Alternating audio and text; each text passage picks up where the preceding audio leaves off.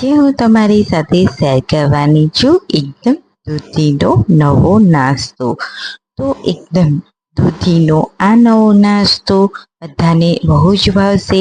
તો ચાલો આપણે રેસીપી સ્ટાર્ટ કરી લઈએ. અને જો તમે અમારી ચેનલ પર નવા હોય તો પ્લીઝ લાઈક અને સબસ્ક્રાઈબ કરવાનું બિલકુલ પણ ભૂલતા નહીં. અહીંયા મેં એક મોટું બાઉલ લીધું છે, તેમાં એક નાની વાટકી સૂજી એડ કરીશું. ત્યારબાદ 2 મોટી ચમચી આપણે ચોખાનો લોટ એડ કરીશું અને 1 વાટકી આપણે અહીંયા ચણાનો લોટ એડ કરીશું. અને આપણે 3 લોટને એકદમ સરસ રીતે તો પહેલાં મિક્સ કરી લઈશું. ચોખાનો લોટ એડ કરવાથી આ નાસ્તો એકદમ ક્રિસ્પી બનશે. હવે આપણે 1 વાટકી દહીં એડ કરીશું. અહીંયા મેં નોર્મલ દહીં લીધેલું છે, તેમાં થોડું પાણી એડ કરી અને એકદમ સરસ રીતે મિક્સ કરી લઈશું. ફરીથી થોડું પાણી એડ કરીશું અને આપણા જે લોટ છે તેને એકદમ સરસ રીતે આપણે મિક્સ કરી લઈશું. 5 મિનિટ માટે તેને ફેટી લઈશું, જેથી તેમાં હવાના કણ ભરાય અને એકદમ ફ્લફી આપણું બેટર તૈયાર થાય.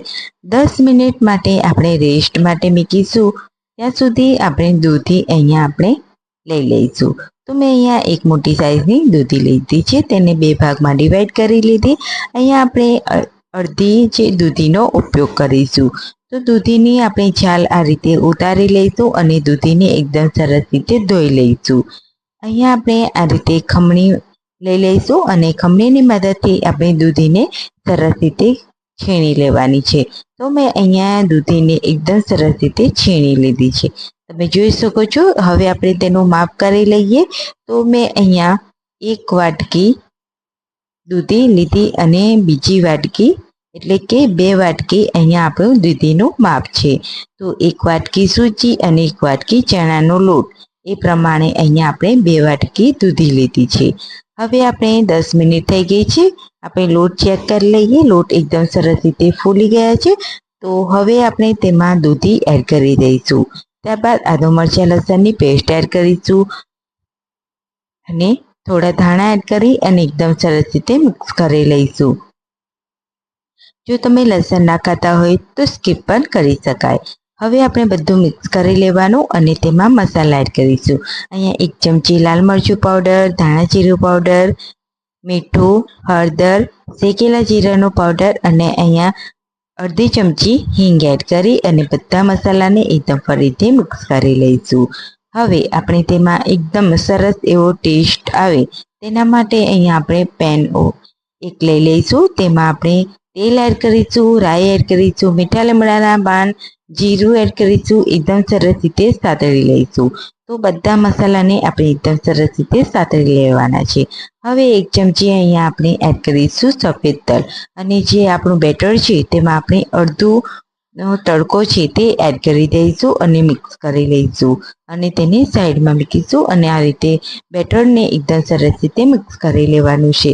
હવે આપણે પહેલાં થોડું બેટર એક મોટા બાઉલમાં લઈ લઈશું અને આપણો જે નાસ્તો છે તે 2 ભાગમાં ડિવાઈડ કરી અને આ નાસ્તો બનાવીશું. કેમ કે આપણે તેમાં બેકિંગ સોડા ઉમેરવાના છે, એટલા માટે જરૂર હોય ત્યારે જ આપણે બેકિંગ સોડા ઉમેરવાનું અને ફટાફટ આ નાસ્તો તૈયાર કરી લેવાનો. તો અહીંયા આપણે હાફ બેટર સાઈડમાં મૂક્યું અને હાફ બેટરમાં આપણે બેકિંગ સોડા એડ કરી અને તેમાં થોડું પાણી એડ કરી અને મિક્સ કરી લઈશું. હવે જે આપણે તડકો પેન હતો એમાં આપણે તડકો રાખેલો હતો તેમાં આપણે બેટર એડ કરી દઈશું અને મીડિયમ ટુ લો ફ્લેમ પર તેને 5 મિનિટ માટે શેકી લઈશું. તો 1 સાઈડ આપણે શેકી લેવાનું છે અને ફરીથી બીજી સાઈડ 1 સાઈડ શેકી લેવાનું ઢાંકણ ઢાંકીને. તો બંને બાજુથી એકદમ સરસ એવો ક્રિસ્પી આ નાસ્તો તૈયાર થઈ જાય ત્યારે જ આપણે તેને સર્વિંગ પ્લેટમાં સર્વ કરીશું. તો અહીંયા આપણો આ નાસ્તો છે તે બંને બાજુથી ક્રિસ્પી થઈ ગયો છે. ઉપરથી દાણા સ્પ્રિંકલ કરી અને આ રીતે 4 ભાગમાં ડિવાઈડ કરી લઈશું. તો અહીંયા આપણો દૂધીનો એકદમ નવો નાસ્તો બનીને તૈયાર થઈ ગયો છે ફ્રેન્ડ્સ.